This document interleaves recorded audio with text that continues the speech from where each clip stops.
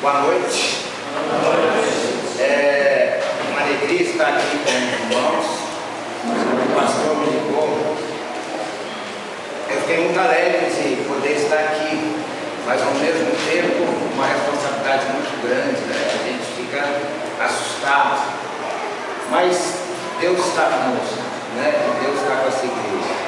Em nome de Jesus, tudo corra bem. Irmãos, eu só queria aproveitar, ele falou muito bem sobre isso aqui, mas eu só queria dar um reforço, que esse trabalho aqui, ele é na primeira igreja, mas ele é da federação, né? Ele não é um trabalho da primeira igreja, é um trabalho da primeira igreja com o apoio da federação. Então, o ano passado nós fizemos esse mesmo trabalho, nós tivemos 5 ou 6 igrejas da federação lá na primeira igreja, e hoje a gente está querendo que vá todo mundo, porque o trabalho foi muito bom, todo mundo que foi gostou demais do trabalho, porque teve artesanato, oficina de artes.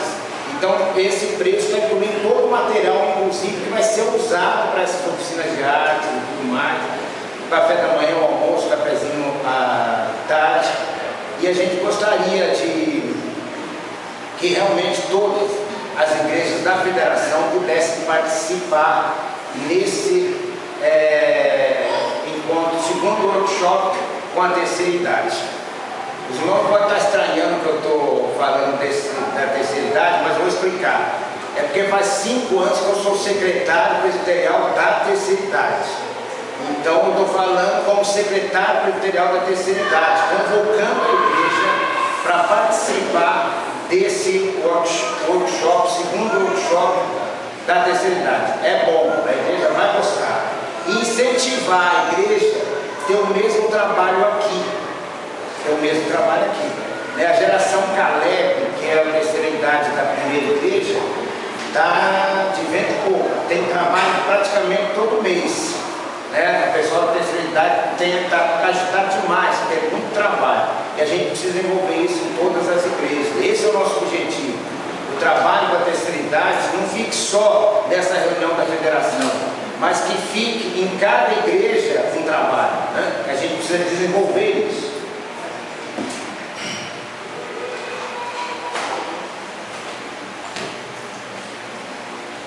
Bem, como eu disse antes, realmente é uma responsabilidade muito grande a gente ministrar a palavra de Deus. E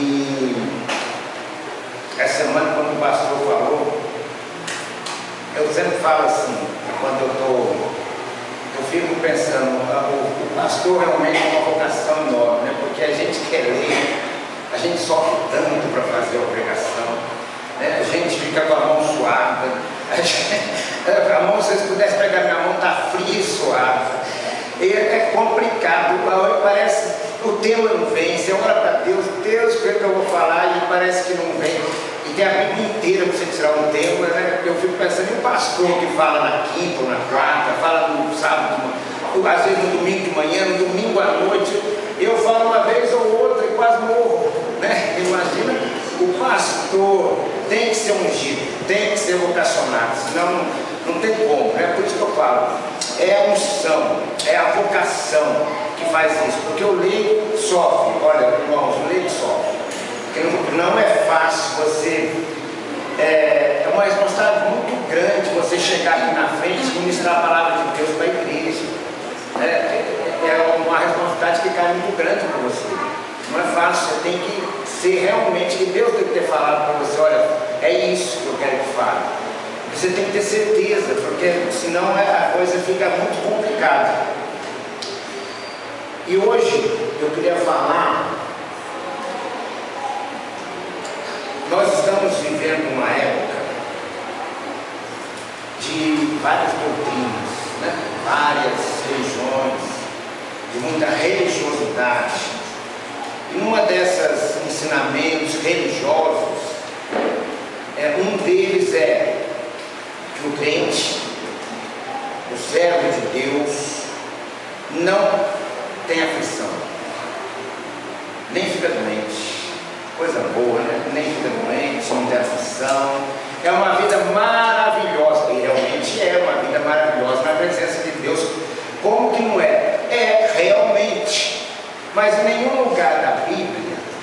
dizendo assim: olha, meu, aceita Jesus Cristo como Salvador, que Ele prometeu para você vida mansa, vida tranquila, sossego absoluto, financeiro, espiritual, no casamento, em tudo. Não tem isso.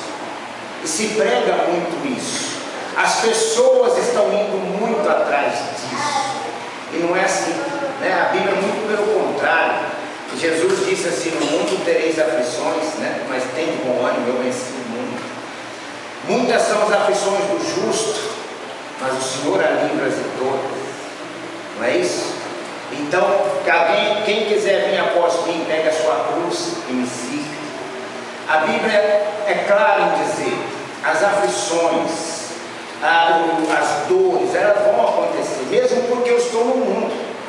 Só não vai haver isso quando eu estiver voltando para a minha terra natal, né? Graças a Deus todos nós vamos voltar para ela. O dia que eu voltar para a minha terra natal, eu vou estar sem problema nenhum. Mas quando eu estou em terra estranha, peregrino eu sou, estrangeiro aqui nessa terra, eu vou sofrer as mesmas coisas que acontecem nessa terra, com uma diferença: Deus está conosco, Ele luta a nossa luta. Esse é o problema, essa é a vantagem, isso é o que a gente tem, né? Vocês lembram quando Daniel, Deus não impediu que Daniel fosse jogado nas covas dos leões, mas Deus impediu que os leões fizessem algo de mal com Daniel.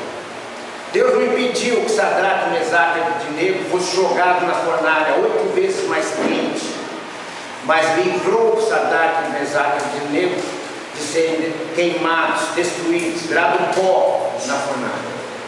Esse é o nosso Deus. Deus prometeu que vai estar conosco. Deus prometeu que vai nos ajudar. Deus prometeu que está conosco. Deus prometeu que a luta é dele. Deus prometeu isso. E Deus falou: a única coisa que eu quero de vocês: fé. Fé. Creia nas promessas de Deus. E é isso que nós vamos falar. Eu não sou de dar título em sermão, né? Já alguns pastores falam: não, você precisa dar título. E aí a pessoa fica sabendo o que você vai falar. Mas eu não sei dar título para sermão. Mas se eu tivesse que dar um título no que eu vou falar hoje, seria: quando tudo parece perdido, devemos nos reanimar, nos fortalecer em Deus, no Senhor. Quando tudo estiver parecendo que chegou no fundo do poço, quando a gente não encontra saída, quando parece que nada tem que a gente possa mais fazer, anime-se no Senhor, fortaleça em Deus, a única fonte verdadeira de força e poder, Deus, o Senhor. Então, para isso, nós vamos ver uma história de Davi, o homem segundo o coração de Deus. Vamos abrir a nossa Bíblia lá em 1 Samuel 30. 1 Samuel 30.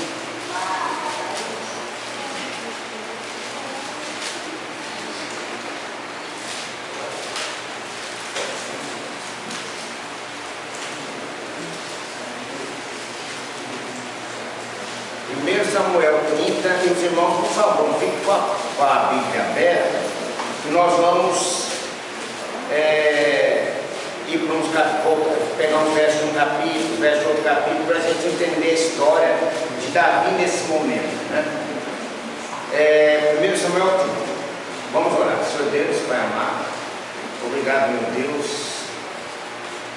por tudo que o Senhor tem nos feito, por tudo que o Senhor tem nos dado. Obrigado, Senhor Deus, nesse momento, até agora, de louvor, adoração. Obrigado, Senhor Deus, que estamos aqui para te adorar, fomos criados para isso. Agora, Senhor Deus, na administração da tua palavra, eu posso ser um instrumento nas tuas mãos, que o teu Espírito possa falar pela minha boca, Senhor Deus, e prepare e enche, tire dos nossos corações tudo aquilo que possa estar preocupando, tudo aquilo que possa atrapalhar da gente entender o que o Senhor quer para cada um de nós. Em nome de Jesus, que eu lhe peço e agradeço. Amém. Davi estava fugindo de Saul. Davi já tinha poupado a vida de Saul 2 vezes, mas Saul ainda perseguia. Saul queria matar Davi. E Davi fugia. num lado, para o outro, escondia em umas cavernas, às vezes saía para um outro lado. E Davi estava cansado desse jogo de ó para cá, vem para cá. Aí Davi, voltam ali por favor no capítulo 27. Olha o que diz o primeiro verso do capítulo 27. Diz, porém, Davi consigo mesmo: pode ser que algum dia venha obedecer nas mãos de Saul. Davi estava meio preocupado e ansioso, porque nesse momento ele já estava com 600 homens e suas famílias. Não era mais só Davi, era Davi, os seus 600 soldados, mais a família de todos eles. E Davi certamente ansioso, porque se Saul o pegasse numa batalha, poderia destruir inclusive as suas famílias, sua esposa, filhos. Então Davi toma uma decisão radical: eu vou morar com os filisteus, arqui-inimigos de Israel. E Davi faz isso. Dispôs Davi com 600 homens que por estavam e passou a Aques. Quem que era Aques? Aques era o rei da cidade de Gate. Os filisteus tinham 5 cidades, estados, 5 cidades que tinham príncipes grandes. Era Gate, que o rei era Aques, Asdod, Asquelon, Gaza e Ecrom. Davi procurou Aques, rei de Gate, e foi morar com o rei filisteu. Olha, é uma decisão realmente radical. Eu estou indo morar com os arqui-inimigos meus. Eu estou indo morar com os filisteus. Davi fez isso e foi morar com os filisteus. Aí Davi chegou para o rei e falou o seguinte: olha, não é bom que eu more na cidade real, me dê uma cidade para que eu possa morar. O rei falou: tudo bem, vou te dar a cidade de Ziclag. Essa cidade, Ziclag, que já era uma cidade de Judá, mas que estava hoje sob o domínio dos filisteus. E Davi foi morar com todos os seus soldados e suas famílias em Ziclag. Ótimo, estamos aí então.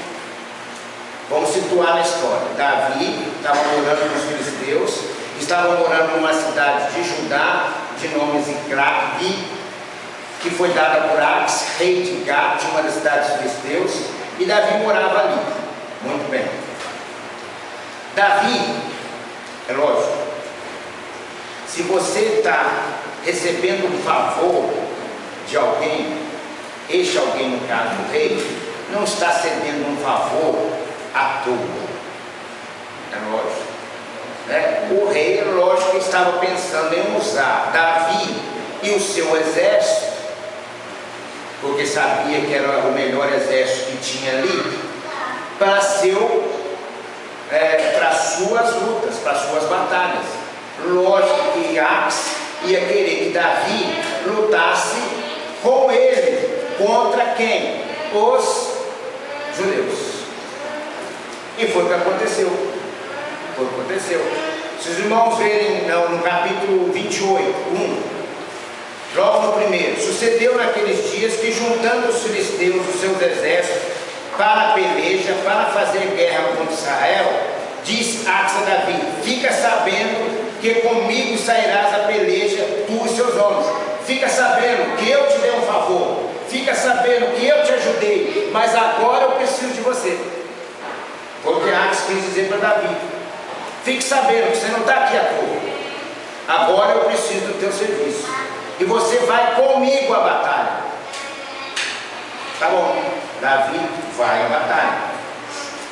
Chegando na batalha, chegando na reunião dos filisteus, onde eles se ajuntaram, os outros 4 príncipes das outras 4 cidades não eram tão inocentes ou tão coisa assim como era Aques, que não via que Davi estava ali, mas não estava aos poderes de Aques, e sim porque ele estava ali por questão própria dele. Era bom para ele estar ali. E os outros reis falaram: quem é esse daí? Davi. Aí ele falou: não, esse não vai com a gente não. os outros 4 filhos. Não vai com a gente. Mas por quê? Não, porque vai lá, que é a melhor maneira dele se reconciliar com o seu Senhor, nos atacando quando estivermos na retaguarda. Os outros 4 não eram tão ingênuos. Eu falei, Davi, não vai. Aí Ax falou para Davi, Davi, você não pode ir. E Davi voltou. E aí vai começar o que a gente quer falar. Isso é uma história para a gente ver o tempo, para ver o que estava acontecendo ali. Davi foi dispensado por Ax e voltou para Ziklag. Que Ziklag? Ótimo. Eu também não queria saber se por acaso os outros não falassem, não, vamos para a gente mesmo, o que quer fazer? É lógico que Davi não ia lutar, né? Mas era uma situação que não aconteceu, porque não quiseram que Davi fosse. Muito bem. Aí, Davi tinha que voltar para a sua cidade. E foi o que ele fez. Davi deixou os filisteus, que estavam reunidos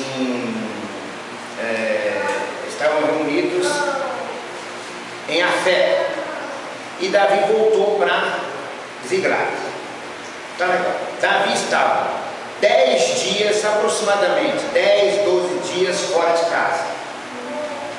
Nesse ir para o acampamento, ir para os acampamentos do filisteu, passar um tempo lá, o rei falar com ele e tudo mais, ele estava mais ou menos 10 dias longe de casa. E ele iniciou uma volta de mais ou menos 120 quilômetros, da onde ele estava até a sua cidade, onde estava a sua família, onde estavam os seus filhos, onde estava a família dos seus soldados, os filhos dos soldados, onde ele estava morando, onde estavam os seus pertences. Ele voltou para a sua cidade. Aí o que acontece? Agora nós vamos para o capítulo 30. Logo no primeiro capítulo, no primeiro versículo: sucedeu, pois, que chegando Davi e os seus homens ao terceiro dia, em Ziklag, já os amalequitas tinham dado com ímpeto contra o sul de Ziklag, e esta ferido e queimado. Tinham levado cativos as mulheres que lá achavam, porém ninguém mataram, nem pequenos nem grandes, tão somente levaram consigo. Aí vocês imaginam, você está numa situação já difícil, porque você está numa terra estranha, uma terra que não é sua. Você está morando com os teus inimigos, os filisteus. Não são teus irmãos, são teus inimigos. Você está longe de casa há 10, 12 dias. Quem viaja sabe disso, a gente fica um dia fora, 2, o que a gente mais quer é voltar para casa, para o aconchego do lar, da esposa, dos filhos, descansar. Certamente é que os soldados de Davi queriam fazer. Eles estavam ansiosos para chegar na sua cidade. Para quê? Para abraçar a esposa, para abraçar os filhos, para descansar finalmente de todas as batalhas que Davi fazia. 10 dias ou 12, mais 3 dias para chegar aos 120 quilômetros e chegar na cidade. E o que ele encontra?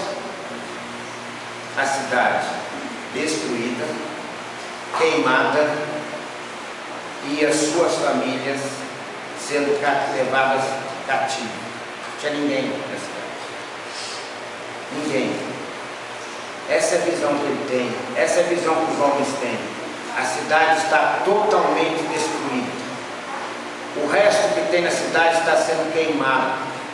E não tem ali uma viva alma sequer, porque todos foram levados cativos. Todos. É o que diz aqui no verso 30. Todos foram levados cativos. Imagina se essa é uma situação confortável. Se essa é uma situação. Imagina como ficou o coração de Davi. Só um parênteses aqui. A gente vê uma provisão, uma providência de Deus aqui importante. Porque ninguém morreu. Né? Se a gente pensar assim, olha Deus atuando. Deus está atuando. Está certo. Teve saqueada.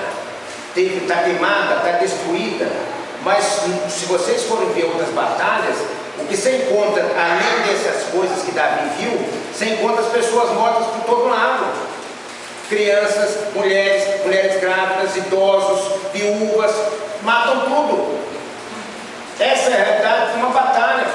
Essa é a realidade quando as pessoas, os exércitos vinham, saqueavam uma cidade. Mas olha como Deus agiu na vida de Davi. Ninguém morreu. Não tinha um sequer morto na cidade.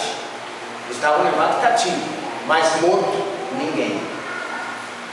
Deus já age quando a gente nem está pensando que Ele está agindo.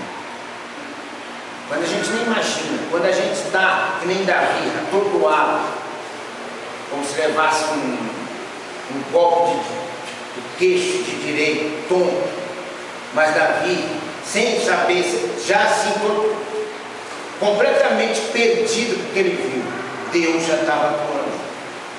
Deus já estava atuando. É o que Deus faz na nossa vida.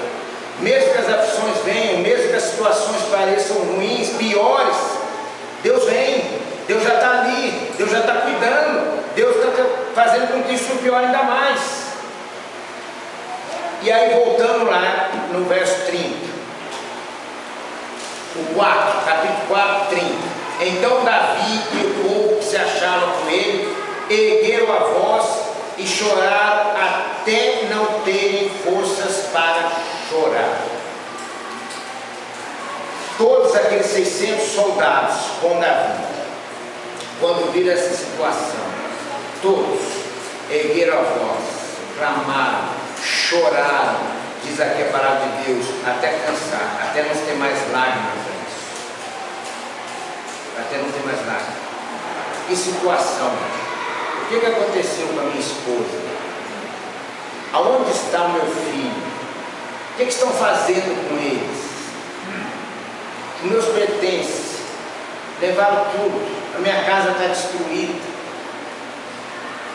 Choraram, porque parece que não tinha mais solução, parece que não tinham mais o que fazer, porque os amalequitas estavam na frente de Davi, já tinham saído dali há uns 3, 4 dias. É uma situação que não se via solução, a não ser chorar. E é bom chorar quando a aflição vem, faz um bem danado para a gente. Quando a aflição bate, quando a situação aperta, quando coisas acontecem que você não quer, chorar faz bem.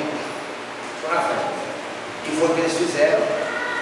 Aí você pensa assim, será que essa situação poderia ficar pior? Não.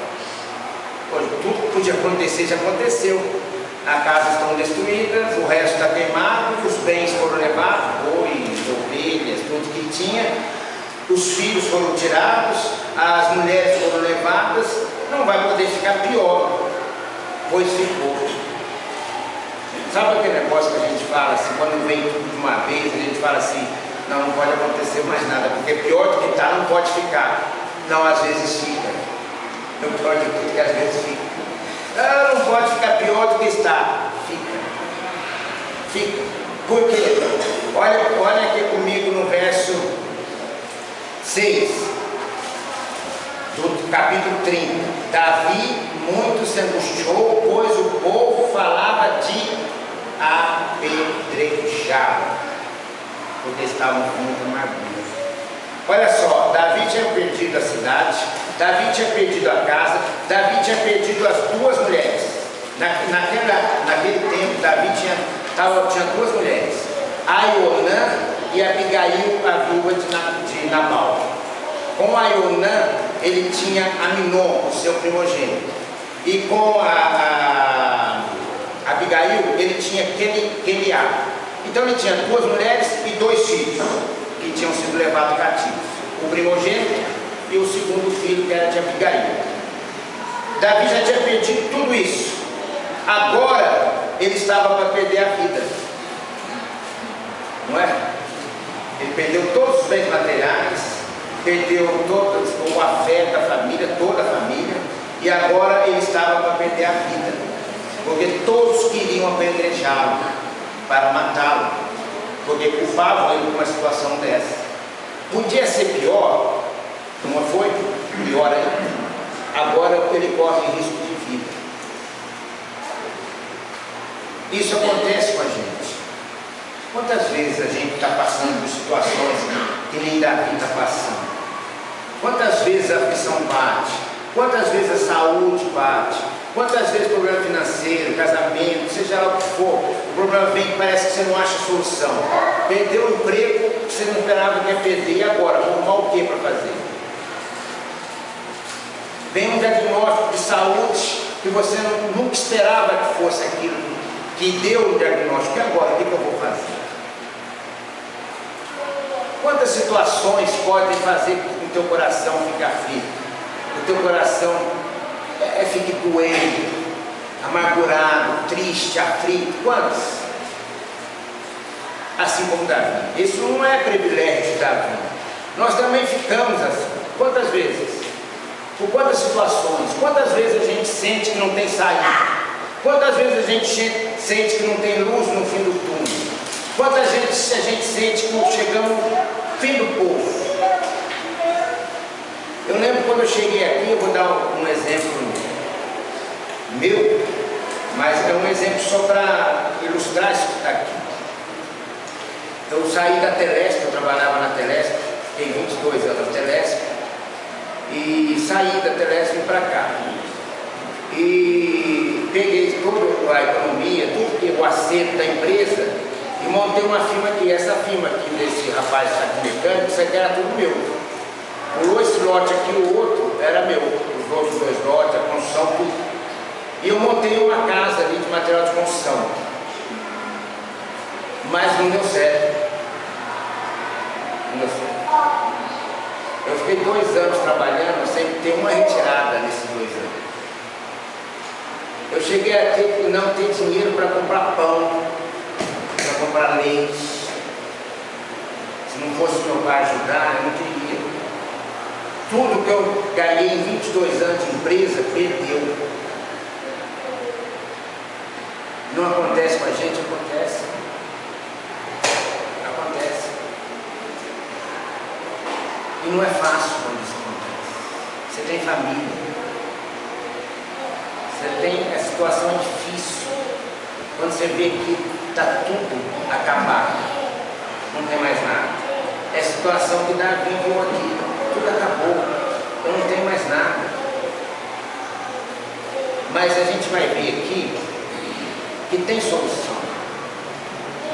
E é a solução que a gente tem que pegar, que a gente tem que agarrar, que a gente tem que buscar para não morrer. Para não dar uma depressão e você querer morrer. Que é o que acontece. Quem passou por isso, quem passa por uma situação dessa, é difícil. Eu estou contando esse exemplo, não é para dizer que eu sou melhor que ninguém, que Deus, é para mostrar que isso acontece, que é fato. Eu lembro de uma das situações mais difíceis também de situação de aflição, foi que eu levei meu pai no médico. Meu pai estava com uma tontura, estava sentindo tonto, não era labirintite, não era nada de tireoide, vamos levar no médico neurologista. Aí levamos no médico. Acabamos, meu pai saiu, eu entrei para conversar. O médico falou: teu pai tem 3 meses de vida. Só isso que ele falou. E não tem nada na medicina que possa curá-lo. E meu pai morreu depois de 3 meses. Forte, saudável, não tinha nada. Mas o médico chega para você e fala assim: você tem 3 meses de vida. E não tem nada que a ciência, que a medicina possa fazer por você. O chão abre, você se perde. Eu imagino Davi nessa situação. Cadê minha família? Cadê meus escravos? Essa é a situação de Davi. E essa é a situação que nós podemos passar. Ninguém está isento disso. Ninguém é melhor que ninguém. É a situação de quem está aqui, quem vive aqui é essa, pode acontecer. Acontece.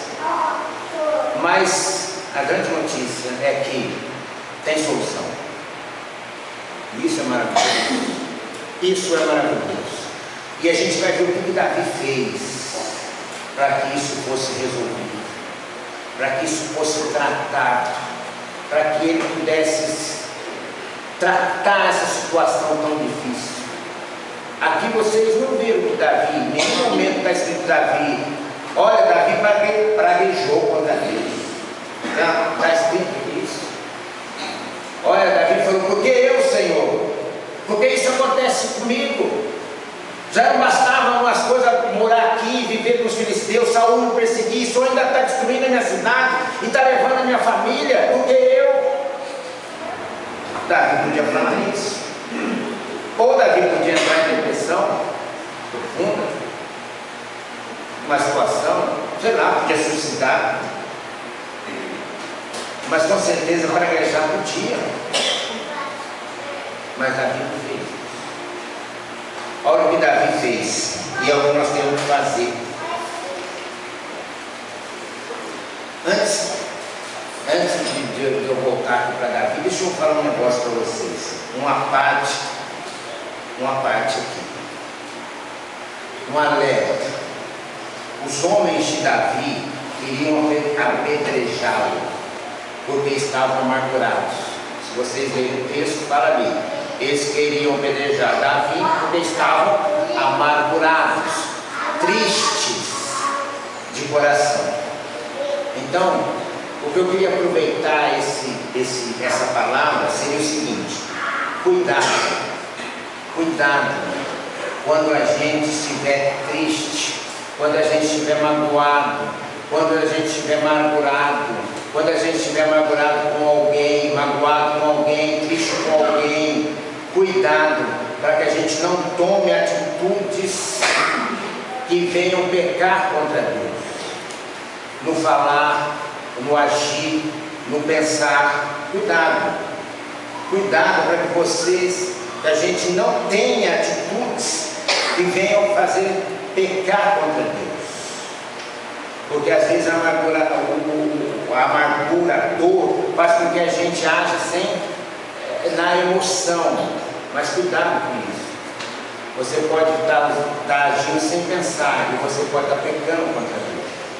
Lá em Efésios 4, 26, 27 diz: irai-vos, mas não pequeis, não põe o sol sobre sua ira, e nem dê lugar ao diabo. Não dê lugar ao diabo, não dê brecha. A mágoa abre brecha, a dor pode abrir brecha, a tristeza pode abrir brecha. E a Bíblia diz que o diabo, teu adversário, está todo em redor procurando o quê? Exatamente brecha para atuar na tua vida. Não dê brecha, não dê lugar ao diabo. Cuidado para que você, nesse momento de dor, de ira, de tristeza, não dê brecha, porque Satanás está ao teu lado esperando exatamente isso. Foi o que ele fez com os 600 homens de Davi. Vão matar ele, vão matar. Mas vamos ver o que Davi fez, e é o que nós devemos fazer. Primeiro, verso 36. Davi chegou chorando lá no finalzinho. Porém, Davi se reanimou no Senhor. O pior que pareça a situação, o pior que esteja a situação, nós temos que nos reanimar em Deus. Nós temos que procurar fortalecer em Deus. Nós temos que procurar ânimo naquele que pode dar ânimo. Nós temos que procurar força naquele único que pode dar força, a força verdadeira que vem de Deus. Não tem outro lugar, não tem outro jeito, não tem outra maneira, não tem outro como, a não ser em Deus. É Ele que nos dá força, é Ele que nos anima, é Ele que nos reanima, é Ele que nos dá ânimo. Não tem outro lugar para ir, não tem outra coisa para fazer. Temos que confiar em Deus. Neemias disse lá quando estava construindo o muro: a alegria do Senhor é a nossa força, é a nossa força. Você não está sozinho, você não está só. Por mais que pareça que você esteja só nessa situação, por mais que pareça que você tenha sido largado, ou por mais que pareça que todo mundo está contra você, Deus não está. Deus está ao teu lado. Deus quer te animar, Deus quer te fortalecer, Deus quer te dar ânimo, força. É isso que você precisa, reanimar. Busca ânimo novo, renovo, ânimo novo em Deus. Tem, está acontecendo, tá, mas não tem problema. Busca em Deus a tua esperança, teu ânimo, a tua força. É em Deus. E é o que Davi sabia muito bem o que fazer. Davi reanimou-se em Senhor. Davi não deixou que a tristeza, que as circunstâncias da vida o tirasse de Deus. Davi não deixou que isso azedasse seu coração, que isso virasse mágoa, que isso virasse dor. Davi foi reanimar em Deus. E é o que nós temos que fazer. Nós não estamos sozinhos. É Deus que nos foi cantado aqui. Posso enfrentar o que for. Por que eu posso enfrentar o que for? Porque Deus vai enfrentar comigo. Porque Deus está comigo. É isso. Davi sabia disso. Não temas, porque eu sou contigo. Não te assombres, porque eu sou o teu Deus. Eu te fortaleço e até ajudo e te sustento com a minha destra. Isaías 41:10. O Senhor tem sempre a minha presença, estando Ele à minha direita, não serei abalado. Salmo 16:8. Elevo meus olhos para o monte, de onde vem o socorro, vem do Senhor que fez o céu e a terra. Ainda que eu andasse pelo vale da sombra da morte, não temeria mal algum, porque tu está comigo, tua vara e teu cajado me consolam. É Deus que consola, é Deus que fortalece. Nós não temos que procurar em mais nada, em ninguém, em nenhum outro lado, em nenhum outro sentido. O sentido que nós encontramos é em Deus. Ele nos fortalece. Abre a tua Bíblia lá em Isaías 40. Isaías 40, 28 e 31. Isaías 40, 28 e 31. Diz assim a palavra de Deus: não sabes, não ouviste, que o eterno Deus, o Senhor, o Criador dos fins da terra, nem que se cansa e nem se fadiga? Não se pode esquadrinhar o seu entendimento. Faz forte ao cansado e multiplica as forças ao que não tem nenhum vigor. Você está sem vigor, Deus multiplica as tuas forças. Procure a Deus e multiplica que é a força de quem não tem nenhum vigor. Os jovens se cansam e se fatigam, e os moços exaustos caem, mas os que esperam no Senhor renovam suas forças, sobem como águias, correm e não se cansam, caminham e não fatigam. Renove as suas forças em Deus. Renove suas forças em Deus. Tenha ânimo em Deus. Saiba que Deus está contigo. Cristo falou: estarei convosco todos os dias até a consumação do século. Por mais que pareça, você nunca vai estar sozinho. Só se você não crê nisso. Só se você não crê nisso, você nunca vai estar sozinho. E Davi sabia disso. E Davi procurou, não desesperou. Davi não correu, Davi não fugiu, Davi não... Ele enfrentou primeiro como? Ânimo em Deus. Davi procurou socorro aonde? Em Deus. Segunda coisa que Davi fez, está no verso 38. Então consultou Davi ao Senhor. Oração. Oração. Davi falou com Deus. Quantas das vezes a gente esquece de orar? Quantas das vezes a gente deixa de buscar a Deus em oração? Cristo rasgou o véu que separava o santo dos santos. Rasgou o véu de cima a baixo. Diz que aquele véu tinha mais de 15 centímetros de tecido. E rasgou como se fosse papel quando Cristo morreu. Cristo abriu um canal. Cristo tornou você de novo amigo de Deus. Cristo permite que você chegue no altar de Deus. Cristo, sumo sacerdote, permite que você entre no santo dos santos para conversar com Deus, e você não conversa. Quantas vezes a gente ora a Deus por dia? Quantas vezes a gente busca a Deus em oração nas aflições? Quantas vezes a gente busca a Deus quando a gente está achando que está perdido? Quantas vezes eu clamo a Deus? Quantas vezes eu suplico a Deus? Quantas vezes eu peço a Deus? Eu preciso orar. Eu preciso orar mais, eu preciso buscar a presença de Deus. Mas que maravilha que você tem na mão. Às vezes o crente não entende isso. Eu fico falando, gente, nós precisamos entender o seguinte: você não está orando para um Deus qualquer, você está orando para o Deus Criador do céu e da terra. Você está orando para o Deus que existe por si só. Você está orando para o Deus que para sempre existiu. Ninguém o criou, ninguém fez nada para ele, ele fez tudo por você. Você tem essa ferramenta na mão, você tem essa situação que você pode usar e você não usa. O crente não usa, não ora, não pede a Deus, não clama a Deus.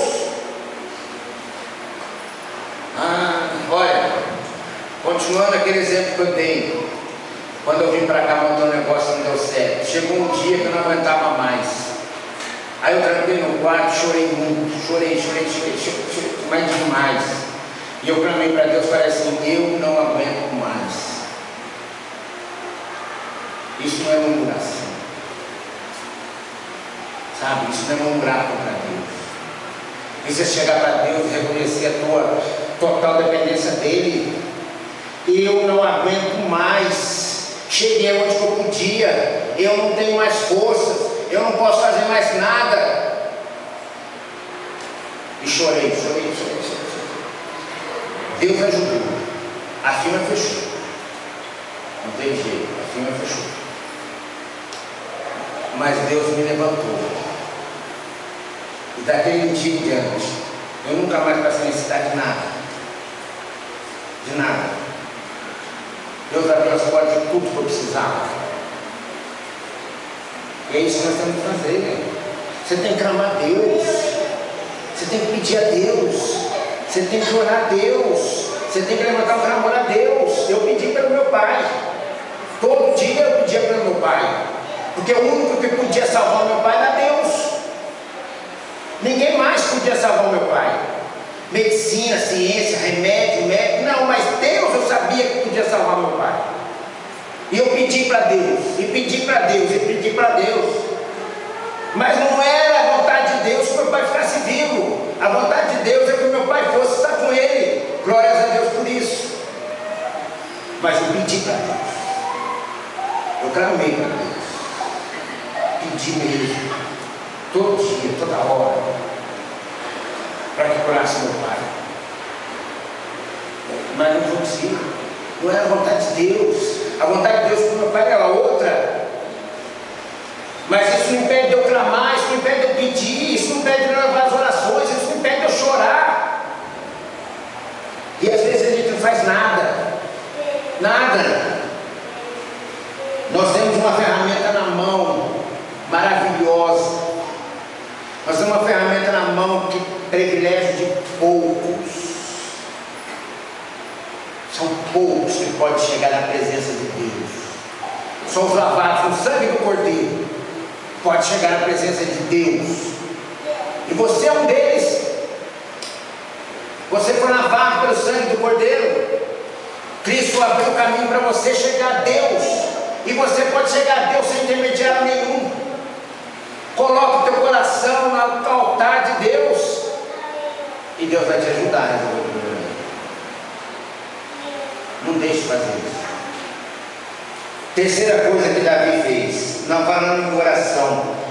Você vai nos versos aqui que faz oração. O Senhor ouviu a minha súplica, o Senhor acolheu a minha oração. Entretanto, Deus me tem ouvido e me tem atendido a voz da oração. Atendeu a oração do desamparado e não lhe desdenhou as preces. Deus te atende, Deus te ouve. Pode ser que Ele não atenda o teu pedido, como não atendeu do meu pai. mas com certeza Ele deu paz ao coração. Com certeza Ele ajudou a enfrentar essa situação difícil. Com certeza eu não estava sozinho, e talvez sozinho eu não conseguiria enfrentar, mas Deus me ajudou. E Deus, Ele não me ajudou porque eu sou melhor que ninguém, não ajudou porque eu prego, ou isso, ou aquilo, não. Qualquer um que é crente, qualquer um que é filho dele, qualquer um que foi lavado pelo sangue de Jesus e crê e tem fé, porque precisa crer. Precisa crer. Um dia, eu vou dar um outro exemplo. Eu estou dando um exemplo muito meu, mas é porque eu prefiro não falar dos outros, eu prefiro falar de mim. Então eu dou um exemplo, mas é só para exemplo, não é para mostrar aqui mais nada do que esse exemplo. Eu faço um tratamento na Unicamp desde o ano 2000, né? Eu tive câncer e estou tratando dele já desde 2000. Agora em abril, essa semana fez 14 anos que eu vou na Unicamp quase todo mês. E um dia eu encontrei com uma pessoa num consultório, numa dessas idas assim, e ela falou: você não pode ter isso. Eu falei: olha, mas por quê? Porque você é de Deus. Eu falei: daí? Qual o problema? Deus ser de Deus e ter uma doença. Porque isso é pecado. Eu falei: não, não é pecado. Não é pecado. Isso é a vontade de Deus. Mas Deus não quer isso para você. Não, Deus quer o melhor para mim. Mas por que Ele te deu a doença? Isso é dele. Ele é o Criador. Ele é o soberano. Tudo a minha vida está no controle dele. Ele faz o que Ele quiser. Por que eu vou ter que falar para Ele o que Ele fez e o que Ele não fez? Não sou eu fui criado, não sou criador. Não, mas falta fé. Não, eu tenho fé. Sabe qual que é a minha fé? A minha fé é que se Deus quiser me curar, Ele cura. A hora que Ele quiser. Isso eu tenho fé. A minha fé é essa. Eu creio no poder de Deus para curar. Mas se isso for da sua vontade, se isso estiver nos planos de Deus, porque a minha vida está no controle de Deus, e se eu tenho que passar por isso, tem motivo. Nada na vida do crente é por acaso. Esse negócio de sorte, foi sorte, foi coincidência. Deixa eu falar um negócio para vocês não serve. Para o crente não serve. Para quem acredita em Deus, não existe sorte não. Não existe coincidência não. Existe a ação de Deus soberana na sua vida. Isso existe. Existe controle de Deus na sua vida em tudo que você faz, até nas menores coisas. Isso existe. Coincidência, sorte, não é para quem acredita em Deus. Não é para quem acredita em Deus. Para quem tem a vida controlada por Deus, existe a ação de Deus na sua vida. Não sorte, não coincidência. Porque nada mesmo acontece na tua vida por acaso. Nada acontece na tua vida por acaso. O visitante, eu não sei quem é visitante, não está aqui porque, eu vi aquela igreja, foi isso ou aquilo. Não, o visitante está aqui hoje porque Deus colocou ele aqui hoje. Você está aqui hoje porque Deus fez com que você estivesse aqui hoje. Não existe nada que não seja no controle de Deus, ação de Deus. Nada é acaso. Muito bem, voltando aqui, terceira coisa que Davi fez, verso 39. Respondeu, 39.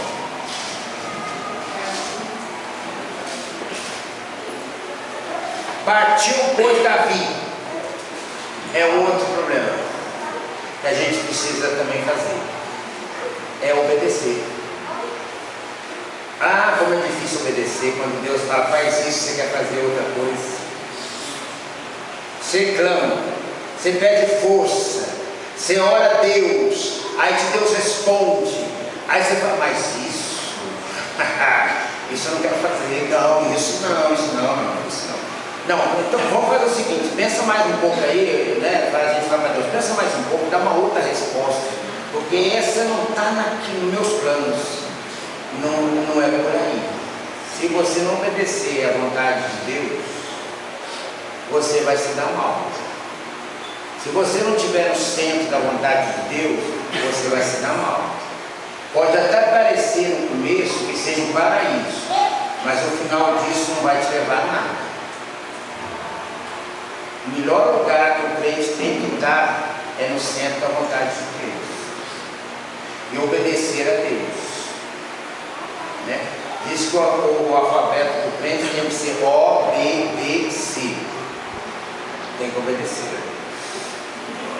Davi procurou a Deus, Davi se animou com Deus, mas Davi agiu.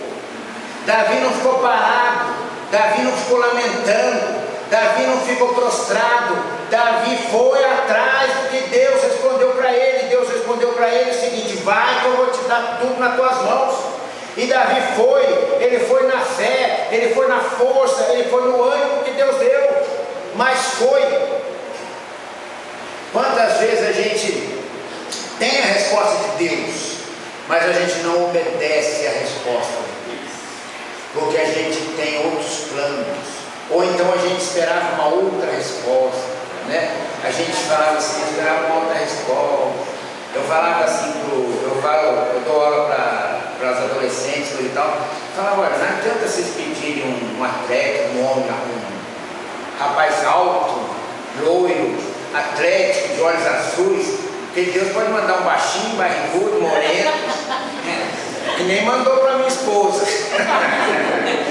Nem mandou para minha esposa, mas olha, é vontade de Deus, graças a Deus nós estamos 40 anos juntos, né? 40 anos juntos. Então, muitas vezes você direciona a resposta de Deus. Ó Deus, eu queria um namorado, mas se pudesse ir fulano de tal, é melhor, né? Não dá certo. Não dá certo. Você tem que obedecer aquilo que Deus colocou como vontade dele. A tua vontade tem que ser a vontade de Deus. A tua vontade só vai ser boa quando a tua vontade for a vontade de Deus. A tua vontade só vai ser boa quando você estiver no centro da vontade de Deus. Haja, vá atrás, procure, batalhe, lute, não desanime, não se entregue, não deixe o inimigo, não deixe o adversário te derrotar. Vá atrás, vá firme, não desanime nunca, mas obedeça. Obedeça a Deus. Obedeça a Deus. Faça a sua vontade, mesmo que ela não seja boa para você na hora. Às vezes você não sente que essa vontade está sendo boa para você, mas Deus é onisciente. Deus conhece a tua vida, Deus conhece teus dias, segundo o Salmo 139, se não me engano. Lá está escrito assim, que Deus te conhece quando você era substância informe, nem forma de vida você tinha. Deus te conhece e todos os teus dias estão registrados no livro da vida. Todos. Não é um ou dois, são todos. Deus conhece você, muito mais que você mesmo. E você pode ter certeza de uma coisa: Deus só quer o bem para você. Mesmo que pareça, nesse caso de Davi, que seja mal, mas Deus não programa o mal para você, o bem. Obedecer a Deus, sempre obedecendo a Deus.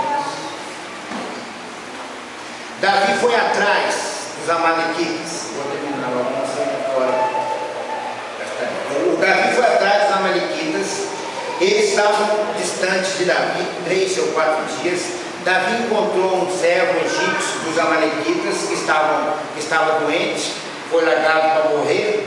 Davi conversou com eles e falou: onde que eles estão? Estão em tal lugar. Davi foi atrás.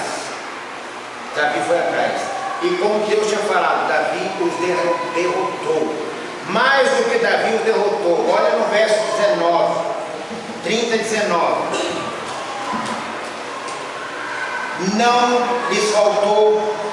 Vamos no 18 antes. Assim Davi salvou tudo quanto haviam tomado os amalequitas. Também salvou as suas 2 mulheres. Não lhe faltou coisa alguma, nem pequena, nem grande, nem os filhos, nem as filhas, nem o despojo, nada do que eles haviam tomado. Tudo Davi tornou a trazer. Também tomou Davi todas as ovelhas e o gado levado diante de Davi, e diziam: esse é o despojo de Davi, que ele viu. Deus restituiu a Davi tudo que ele tinha perdido e ainda mais. E Deus quer restituir a você tudo que você perdeu e ainda mais. Essa é a vontade de Deus para a sua vida. Essa é a vontade de Deus para a minha vida. Deus não quer que o inimigo te leve a tua alegria, o teu prazer está na casa de Deus. Deus não quer que tirem de você o prazer de viver. Deus não quer que tirem de você o prazer de orar, de estudar a Bíblia, de ler. Deus não quer tirar de você filho que está perdido, filho que não está na igreja, filho que está fora. Deus não quer que isso saia de você. Deus quer restituir a você tudo isso que você perdeu. Foi assim que aconteceu com Davi. Deus restituiu a Davi. Não lhe faltou coisa alguma, nem grande, nem pequena. Tudo, mulher, filhos, despojo. E ainda levou mais. E é isso que é o que Deus quer para nós. Deus quer nos restituir o que foi levado. Deus quer restituir o que está cativo. Deus quer restituir a tua vida. Mas para isso você precisa se animar no Senhor. Para isso você precisa buscar o Senhor em oração. E para isso você precisa obedecer a Deus. Porque assim Ele vai restituir aquilo que você perdeu, aquilo que foi tirado de você, aquilo que foi levado de você e que você não queria que fosse levado. Deus quer restituir a tua paz. Deus quer restituir a tua alegria de viver, o teu amor a Ele, o teu prazer em servir a Ele.